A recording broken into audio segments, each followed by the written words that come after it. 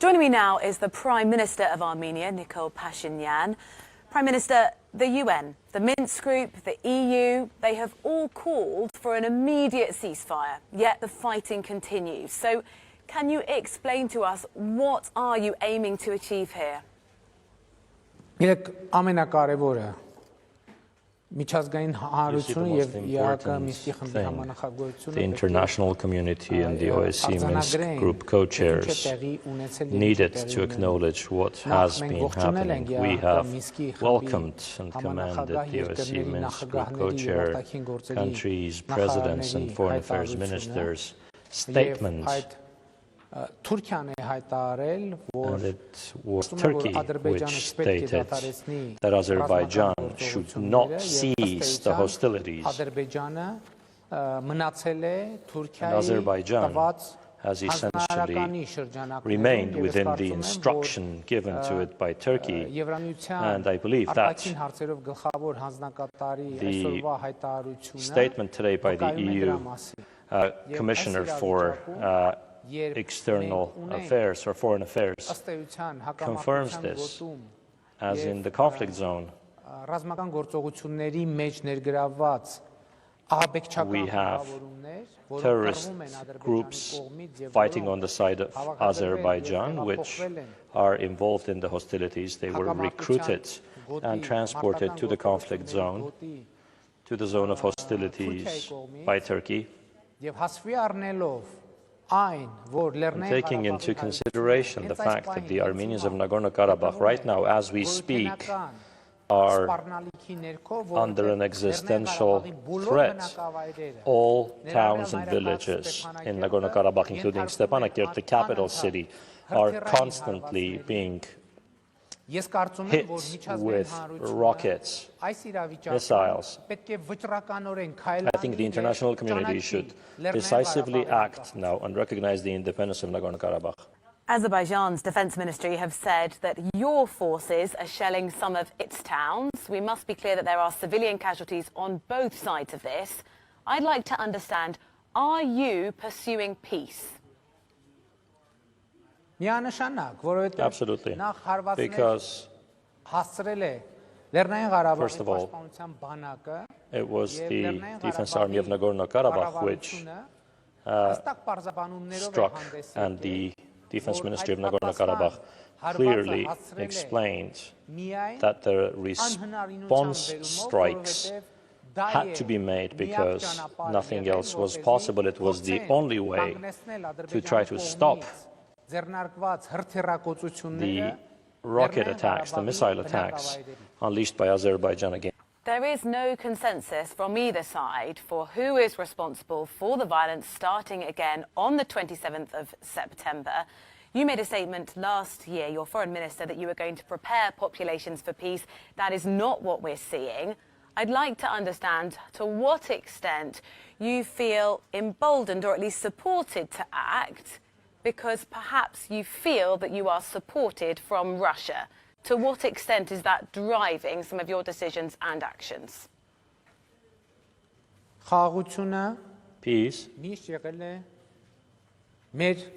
has always been our primary and ultimate goal. From the day I was elected Prime Minister, I said we have to strive to find a solution that will be acceptable to the people of Armenia, the people of Nagorno-Karabakh and the people of Azerbaijan. And I am the first leader involved in the negotiations who officially says any solution must be acceptable to the people of the other side as well. The whole problem is that Azerbaijan does not and has not accepted, officially has not accepted this formula. It has said for it there is only one solution, and that Nagorno-Karabakh is through ethnic cleansing going to be fully cleaned of Armenians and will fall completely under Azerbaijani control. This is a threat of genocide, and today international terrorists are involved in the implementation of that genocide. They were recruited, brought to the region by Turkey. They are fighting on the side of Azerbaijan, and this fact has essentially been recognized already by countries in the region and a number of European countries. So I wish to highlight, if we want to stop the humanitarian catastrophe, if we want to stop this conflict growing any wider, the international community needs to show determination and recognize the independence of Nagorno-Karabakh. The international community are also looking to your actions, and we must stress there are civilian casualties on both sides. People have died in Azerbaijan as a result of actions that you have overseen. What measures are you taking in this conflict to try and limit the suffering of people caught up in this violence?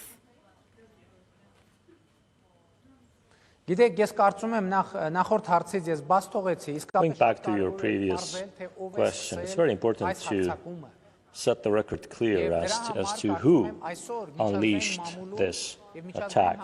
And I think in the international media and among the international community, there is sufficient information. Armenia and Karabakh could not start this war for the simple reason that we have no military tasks to accomplish here. The task we have Prime Minister, I'm sorry is a to political interject, one. but what about what Azerbaijan happens is the one next? which in the How last are you going to 15 take a years, course of and in the action? last 15 days, allow me to finish, and in the 15 days preceding the war, and I am answering your question, if you will give me a minute, please. In the 15 years preceding the war, the 15 months, weeks, 15 days and 15 hours preceding the war, Azerbaijan has constantly threatened that it will solve this issue by military means. This is no secret.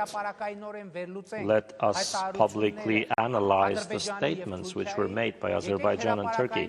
Let us analyze publicly why terrorists had to be brought to Azerbaijan, to the line of contact. What other purpose could there be in recruiting terrorists from another country, bringing them to one's country, if that country is not planning a military aggression? Why would Azerbaijan agree to terrorists being transported to its territory?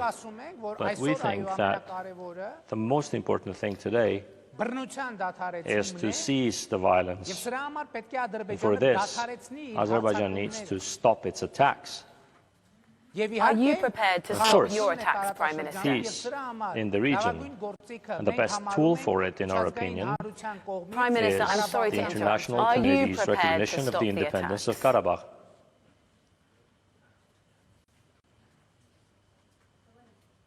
Karabakh. Yes, of course.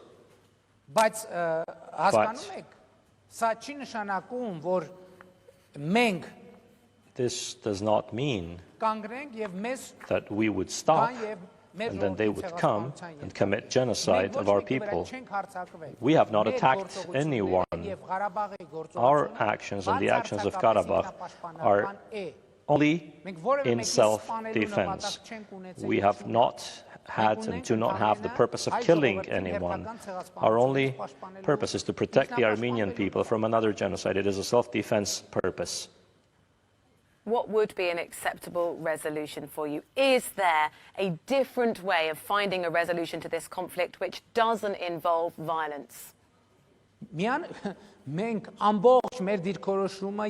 Our position has been and remains that the Karabakh issue cannot be solved through violence. Any solution cannot be achieved through violence.